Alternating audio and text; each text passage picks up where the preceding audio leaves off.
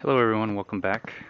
In this episode here, I'm actually going to do my now initial review on the RADROVER RAD Power Bike 2018 model. I've had this bike, the electric bike, for 5 days since I put it together. And so I've gotten the fenders. Fenders work awesome. I've made a test ride. I did a hill test. I've washed it with, low pressure, high volume, basically through the pressure washer without turning the pressure washer on, just through the hose only. I've also inflated the tires as well as adjusted the brakes. And so far, I'm willing to give my initial review. I think it's an awesome bike. I enjoy it. I haven't rode. I haven't. I've only put maybe 28 miles, 29, almost 30 miles on it so far. Again, I've only had it for 5 days. I'm not riding it every day. I did some test rides. I took it up a hill, up and down. I went to take a shower at the fitness center, all that stuff. And so far, I have to say that I'm very, very satisfied with the bike. And I think for the toolkit that you get, and straight out of the box, you can put it together and ride it. Now, is it very efficient? Is it tuned? Not quite, but you can ride it. You can just put it together with the toolkit that they provide to you. And if you watch my video on how to put it together, it should give you a really good idea and a really good head start on how to put it together, so it's easier for you. And so if you haven't had a chance, go watch that video. Once you put it together, you can ride it, and it works. And the motor works, the gears work, everything. You could have it. You could ride it without the power or with the power. Most likely, you will ride it with the power. I've also dropped my bike, and that little piece right here, this piece right here, as you can see, I've done some touch-up paint to it. Let me see if I can get close up to that. And it looks great. It was scratched, and now it's just to give it some protection, black nail polish, and it works. You want to keep it rust-free as much as possible. I did oil the chain after washing it, and the chain works really well now. Well, I got to change the gears, but yeah, it works. And so far, I think out of the box, put together, it's still a pretty good bike, even if you don't know anything about a bike at all, or electric bikes. You may need some help in watching videos. The manual is not very well put together. So I wouldn't say it's. I think they need to work on the manual a little bit, but we live in an age of internet, so there's a lot of YouTube videos that you could watch, so to get a good idea. But so far, it's probably a very good purchase for the money. I know it is up there compared to a regular mountain bike. You're looking at $1,500. I highly recommend ordering 2 bikes and getting that $200 discount. You could probably order, if you have more than one person in your family, even not. I bought 2 bikes, and the reason is because the batteries, as it's not here, it's inside charging, but the batteries with other RAD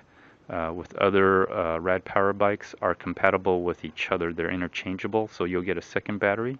If you get 2 of the same bikes, basically you got an extra bike, extra parts, extra equipment, because there's probably a really good chance that they will most likely improve the model, improve some things on these for next year, and so maybe parts are hard to get.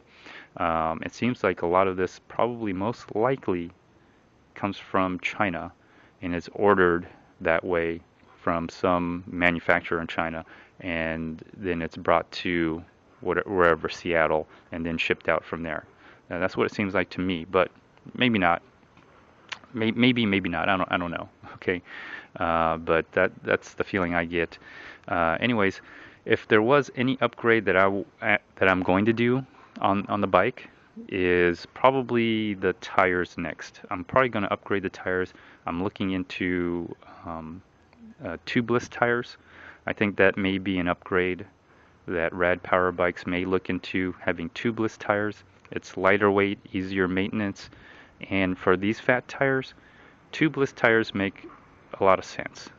I also might even adjust the brakes too. Better adjust the brakes by adjusting the brakes itself instead of the brake pads here and here. And then other than that, I don't think I'll be upgrading or doing anything crazy. Of course, as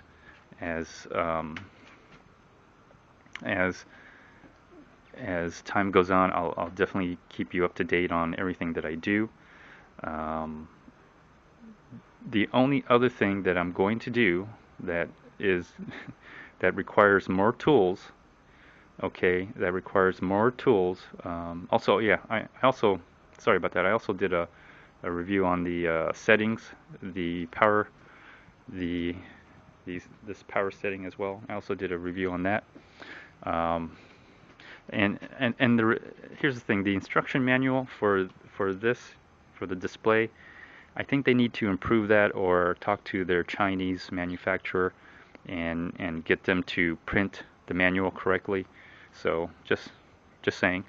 But the only thing I'm going to do now that does require tools from my garage, I probably have to purchase a torque wrench and maybe some other tools, but I'm going to actually torque a lot of the nuts and bolts and the pedals and whatever, the screws and whatever there is.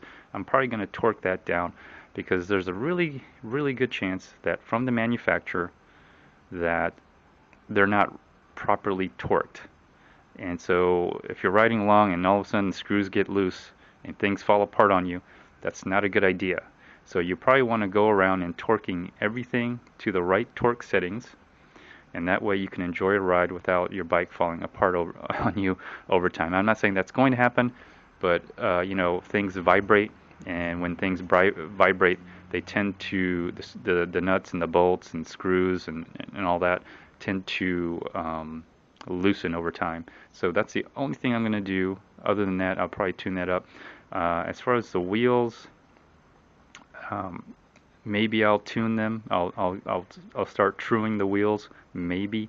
Right now, I've got it going on full throttle, 23 miles an hour on throttle only. Much better than 20 miles an hour. That's because I just simply inflated the tires. The brakes don't make noise anymore.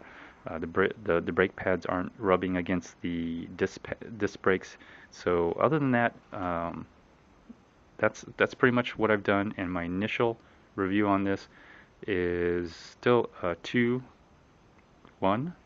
and then of course 2 thumbs up because it is a very impressive bike for the price, and I'm completely satisfied with it. I will be riding this. I'm gonna really enjoy riding this, and hopefully I'll make more videos. Anyways, this is my initial review. Of course, as I ride more, I'll keep you all up to date. And so this is the end of this episode here. Feel free to like, dislike, leave a comment, or even do a video response. Until next time, stay tuned. Bye.